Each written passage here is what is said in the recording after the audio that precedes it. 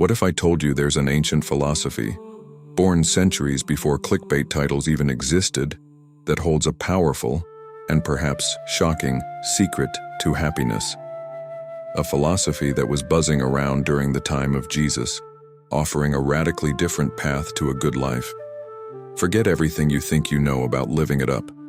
We're not talking about wild parties or endless indulgence. We're diving deep into the world of Epicureanism, and trust me, it's not what you expect. This ancient secret to happiness might just change the way you see everything. Picture this. Ancient Athens, around 300 BC. The world is a whirlwind of political turmoil, much like our own. Amidst the chaos, a philosopher named Epicurus bought a house with a beautiful garden. He invited his friends, men, women, even slaves, which was revolutionary for the time, to join him. This place wasn't a stuffy academy. It was a community, a sanctuary. They called it simply the garden.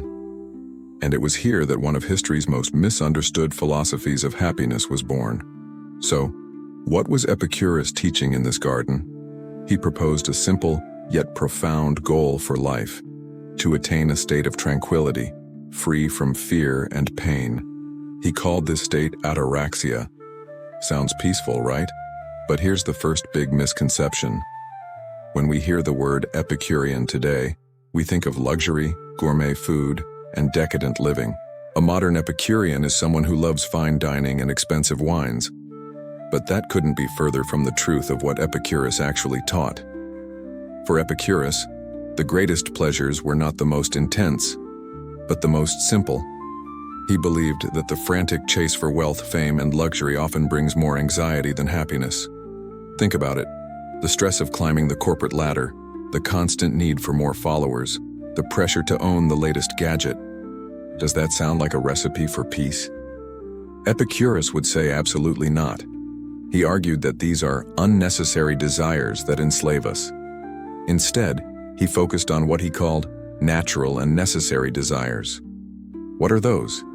Things like having good friends, feeling safe, having enough food to not be hungry, and enough water to not be thirsty. His idea of a feast wasn't a 10-course meal, but a simple piece of bread and cheese shared with a friend. He famously said, "A simple pot of cheese is enough to give a feast." The real joy wasn't in the cheese itself, but in the freedom from hunger and the pleasure of good company. It's about appreciating what you have, rather than constantly craving what you don't.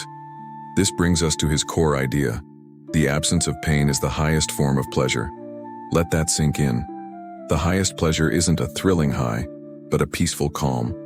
Imagine you have a terrible headache. The moment it finally disappears, that feeling of relief of just being okay again, that's the kind of pleasure Epicurus was talking about. He believed that our default state should be one of contentment. Our modern world, however, constantly pushes us to seek out highs, creating a roller coaster of emotions that ultimately leaves us exhausted and unfulfilled. Now, let's connect this to the time of Jesus. Epicureanism was a major school of thought in the Hellenistic world, the same world where early Christianity began to spread. In the book of Acts in the Bible, the Apostle Paul actually encounters and debates with Epicurean philosophers in Athens. They were part of the intellectual landscape. While their worldviews were vastly different in many ways, especially concerning the divine, it's fascinating to see where their ideas on living a good life might have overlapped or contrasted. Both Jesus and Epicurus challenged the conventional wisdom of their day, which often equated happiness with wealth and social status. Both advocated for a simpler way of life. Jesus said, "Do not worry about your life, what you will eat or drink." And Epicurus taught that the greatest wealth is to live content with little. Both emphasized the importance of community and love. Epicurus's garden was founded on friendship, and Jesus's central commandment was to love one another. However, the motivations were fundamentally different. For Epicurus, the goal was a tranquil life here and now, achieved by managing desires and banishing fear, especially the fear of death and divine wrath. He believed the gods existed but were uninvolved in human affairs, so there was no need to fear them. As for death, he argued it was nothing to us, because when we exist, death is not here. And when death is here, we do not exist. It's a purely logical approach to eliminate anxiety. Christianity, on the other hand, presents a path to peace and joy rooted in a relationship with a personal, loving God. The peace it offers isn't just the absence of trouble, but the presence of God even in the midst of it. The answer to the fear of death isn't that it's nothing, but that there is hope for an afterlife through faith.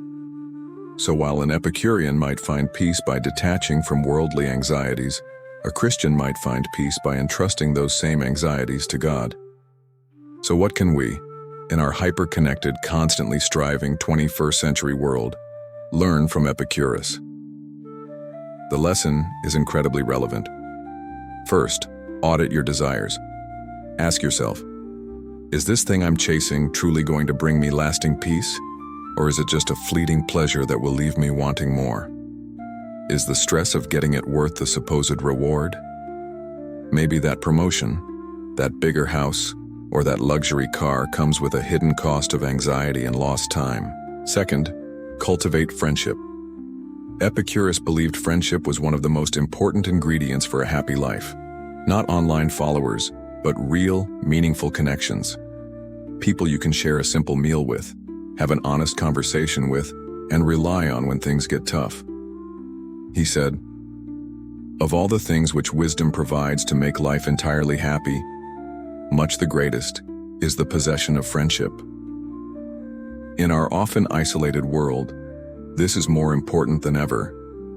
And third, practice gratitude for the simple things. The warmth of the sun, a good conversation, a meal that satisfies your hunger.